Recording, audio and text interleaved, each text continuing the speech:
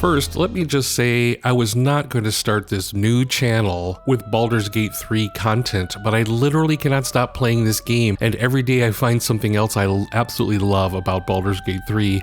So I've decided that since no one even knows this channel exists, I'm just going to start here with my love letter to Larian Studios. By now, anybody in the gaming world is probably well aware of the massive success of Baldur's Gate 3, published by Larian Studios. Released on August 3rd, 2023, this game immediately shot to the top 10 most concurrent players on Steam. I think it was the first weekend after release. This game screamed to the top 10 chart of most concurrent players at 875,000 plus players. To say this game was highly anticipated is probably an understatement. Check out the overwhelmingly positive reviews on Steam since this game has been released merely 3 months ago. And if you follow game developers like I do, Larian has kind of become a superhero of game development, even starting with Divinity Original Sin 2, which was a massive success for them. There is some amazing backstory to Larian, including the fact that they self-published their games. They refused to be purchased by mega giants like Microsoft, even despite almost going under financially, but heroically rising from the ashes, brilliantly using crowdfunding to save their games. And the ingenious early access of Baldur's Gate 3 for 3 years that really aided in this game becoming as awesome as it is. And I should probably shoehorn in here a special shout out to the player base that for 3 years paid full price for this game to basically alpha test it and help the development team build a better game. Without the players playing the game during development, this probably would not be as successful as it is. The hype was real. My true purpose behind this video, though, is not to really rehash everything that's already been said 1,000 times on the interwebs about Larian or Baldur's Gate 3, but I really want to focus on specifically the patches and the love Larian has for this game that is evident in everything they do and just how they're handling this release. I've been playing games for quite a long time, and I don't remember ever seeing this much attention paid to a game post-release, aside from a few critical bug fixes and crash fixes and things like that. Like, for instance, other publishers, who will remain nameless, put out broke-ass garbage, unfinished, barely functioning games for $100 that can usually be completed in 20 hours. And they're loaded with bugs and inconsistencies, and then they have the gall to charge for DLC to fix the broke-ass games, and then include cash shops and microtransactions and other money siphoning gimmicks to keep their publishers' investors happy. And then a day after release, they're off to their next development effort with barely a nod to bug fixes or enhancements, and then have the balls to go on social media rampages about how toxic the fans and player base is. Of course, that might be just a 2020s thing. I don't remember that ever happening 10, 15 years ago. However, here we have Larian Studios. They are a self-published, independent studio. They are not owned by a megacorp. They do not have overlords pulling their strings and demanding that they move on to the next project. And here's how I'm going to prove that statement. Let's take a quick look at the post-release fixes and enhancements for Baldur's Gate 3 that Larian has put out since August 3rd, 2023. Just a quick heads up that the remainder of this video is going to contain spoilers in the video text, not in the audio, so be careful going forward. Baldur's Gate 3 was released on August 3rd, 2023, and 1 day later, we got our first drop of hotfixes. And I think every player was aware of this. I don't think anybody was shocked by the fact that now that we moved beyond Act 1 into Act 2, that there was going to be crashes and blockers and multiplayer issues and gameplay issues and UI issues, etc. And so there were tweaks that started happening, but the point I want to make here is this was 1 day after the game was released, and Larian already had fixes in the queue. Now, as a current software developer, non-gaming software developer, I will say this is probably because they knew that these bugs existed, but needed to still hit their published date of August 3rd, and so these were likely queued up, ready to go. 4 days later, August 8th, there was another hotfix. This was likely now starting to entertain some player feedback. While it's not a super long list, it still is a pretty big list of hotfixes that came out again only a few days later. On August 11th, there was a third hotfix, which again addresses some major crashes or anything that was game stopping for people. The list of bug fixes are starting to grow longer, so take a look at this. I'm scrolling down through all the different fixes in a single hotfix. that Larian had put together. That's amazing. And we're on August 11th. We're now a week after the game was released. So on August 16th, Hotfix 4 was deployed, but there were some things in it that actually broke the game, so they had to pull Hotfix 4 back out. But then the very next day, Hotfix 4 was redeployed with all the proper fixes. The thing that broke in Hotfix 4 was pretty big, pretty significant that Larian would have pulled that hotfix out. And of course, this was probably the first black eye for Baldur's Gate since it was released. As you know, it doesn't take hardly anything for players to turn on you and become rabid and suddenly start shitting all over your game. So of course there was a chunk of people that just couldn't wrap their head around the fact that accidents do happen. But the thing I want to talk about here with Hotfix 4 was not only did Larian fix it immediately, but they also put preventive measures in place to make sure this kind of thing would never happen again. And again, we're talking about an independent studio that has all the say-so in the things that they do. There's no publisher overlord telling them not to. So they can do these things and they can do what they want, and they did it. And everything they're doing so far has been to make this game better and make the player experience better. So on August 25th of 2023, the first large patch was dropped. Now these are different than hotfixes. Hotfixes are meant to fix little things that crop up like game crashes or functionality that simply doesn't work and it's stopping gameplay. But a patch is like a major overhaul of some functionality. And patch number 1 was all the stuff on Larian's list of things to patch. This did not yet include player suggestions. I'm going to try to scroll through this as quickly as I possibly can. I'm not going to read this because everyone else has already read these patch notes live on the screen. What I'm going to do right now is just simply scroll down through so you, if you're watching this, can see how many words are on this screen that all got handled in one patch. I mean, this is just a ridiculous amount of fixes and tweaks and enhancements that went out after the game was released. So that we're about 3 weeks into release at this point on August 25th. I'm going to have to speed this up because I don't think I have enough things to say to ramble through this. Look at these topics and look at the number of bullet points. It's still going. We're still going. Oh my goodness. Even audio fixes, sound effects fixes, visual fixes, cinematic fixes. We're still going. We're still going. So I believe that this patch had over 1,000 fixes applied to it, and it was too big to put on the Steam patch notes page. So of course, that's why I'm over here on Baldur's Gate's own site to look at this. This is absolutely astounding, this amount of fixes within the first month of the game releasing. So if you are not yet convinced how much passion Larian has for this game, and how much they listen to their players, and they work with their players, and they're not letting go of this just because they published it. They didn't drop Baldur's Gate on your lap, take your $60, and then say, see ya, like everyone else does. They are staying with it.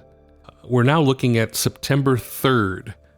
So what is that, a week-ish later, 8-9 days later?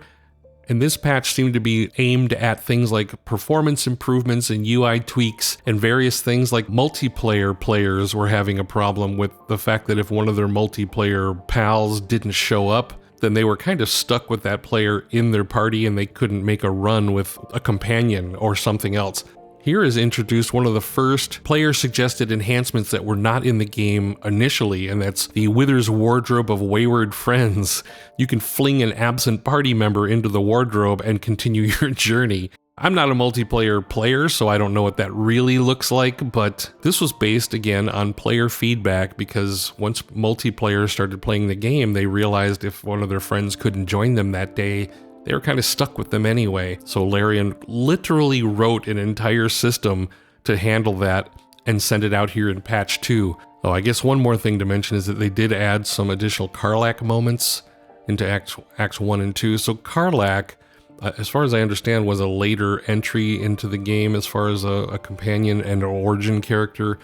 So there were some things missing or some things that were kind of abrupt, and I admit to seeing this myself in my first playthrough, because I played through the game immediately, finishing my first run by early September, and I did notice that the Karlach content seemed to be a little lacking. Even as just a companion in trying to finish her quests, and of course her ending was very abrupt and didn't make sense. But I also know that these things will be fixed over time. And then September 5th, there was another hotfix. This is another small thing to just address any of the new things, some Minthara problems. So September 6th is when PlayStation got Baldur's Gate 3. Hotfix 6 was just to fix some interactivity, I think, in the game, like pop-ups not popping and dialogues not starting and things like that. Another quick small fix, but again, September 7th. So now we're talking about September 3rd, 5th, 6th, and 7th. Bam, bam, bam. These hotfixes are rolling down the pipe. And then on September 22nd, my birthday, we got patch number 3, which brought Macintosh support and the Magic Mirror, which, again, the Magic Mirror was a thing the players wanted and complained to high heaven about. Why can't I change my character's appearance after I played the game? So there's no way to change your appearance previously, and Larian, rather than go the route of Electronic Arts and ignore you, Larian said, that's actually a great idea. Let's go ahead and put that in, and they built an entire system. So September 22nd, here comes patch number 3. Again, I'm going to scroll as quickly as I can down this page. Just look at, here's the mirror. So just look at, there's a little section here called highlights, which covers some of the most prominent fixes. And even that is 3 pages long. And now we come into crashes and blockers and performance, some combat, look at these combat fixes. Holy crap. Here's some gameplay fixes. Let's keep scrolling. We're scrolling. Look at the gameplay fixes. Flow and scripting here. Let's keep going. What do we got? They broke them down into all the different acts. So if you're in an area, you can look for fixes in the current act that you're in, Act 1, 2, and 3. I'm scrolling as fast as I can. There's journal entry fixes, which is mostly just text, I believe, text and dialogue, or explanations of things, because the journal, I will say the journal in this game is a little lacking. There's a lot of things that are not described, but I'll also say as a player, I'm used to being spoon-fed content, so for this game to be a little bit more mysterious, it kind of threw me for a loop. Having to figure things out is not something I'm used to in these games, and anyway, that's what I think all these journal fixes are for. Then of course there's some UI fixes, character creation fixes, controller. Now that PS5 and PC controllers are supported, there's more fixes coming for controllers. Let me pause on controller for just a moment. I will say even today, which is November 3rd, I will say there are still issues I have with the controller where I have to actually switch to keyboard mode to try to get something done, because the controller, as good as it is, it's a lot more fun and convenient to use the controller to play the game. But there are just some things that you can't do. Inventory management is really a bitch on the controller, I think.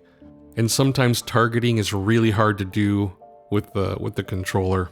Anyway, moving along, they fixed animations. This is still patch 3, by the way, so we're still going down the list. Level design, there's all kinds of, look at the amount of fixes. Art fixes.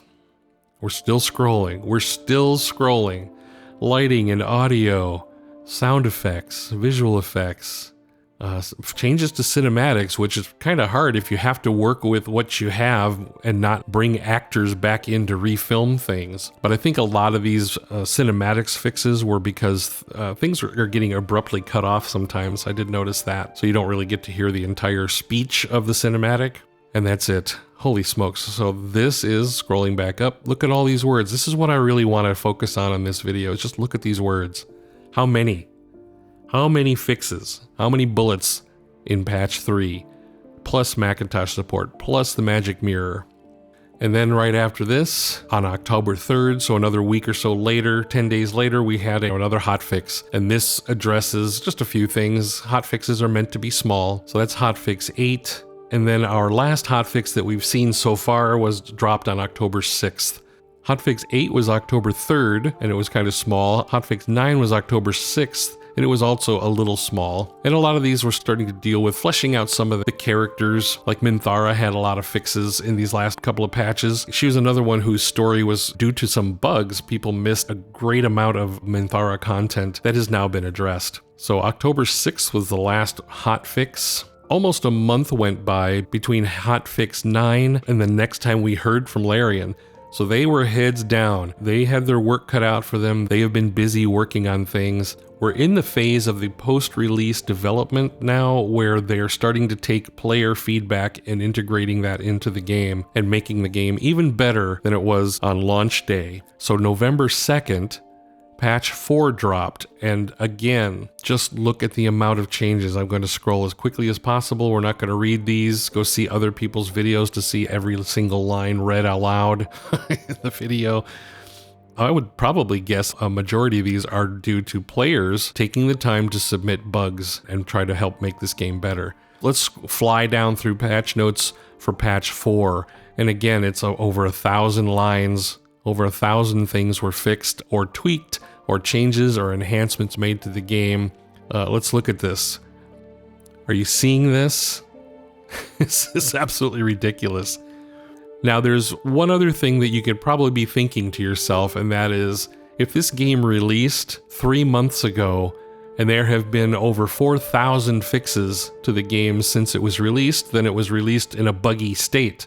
I'm going to dare you to shut your mouth. Because Baldur's Gate 3 released in an extremely playable state. There was hardly anything that was super blocking or causing people to not be able to play. It was a gorgeous game. The character creation all the way through all of the opening arcs and the Act 1, especially super polished Act 1, was so playable. I mean, 875,000 players were playing it simultaneously on Steam only. There's other players that were not through Steam that were playing it as well.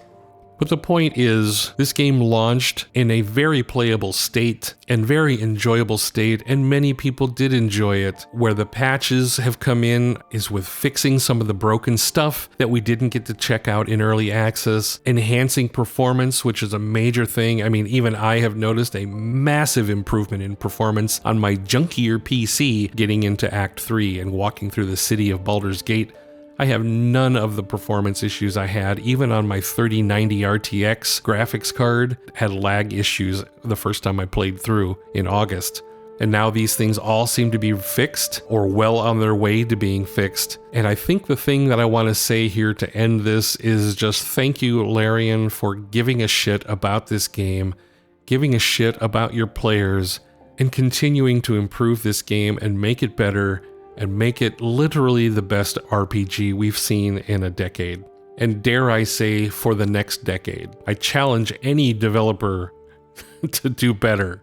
Larian, we love you and we thank you from the bottom of our cold, dead hearts for what you have done here and continue to do. If you're still with me, I am John Adams. If this content sounds interesting to you, please do tick that like button so these videos see the light of day. And don't forget to subscribe and hit that bell to be notified when new content becomes available. Thanks again for watching.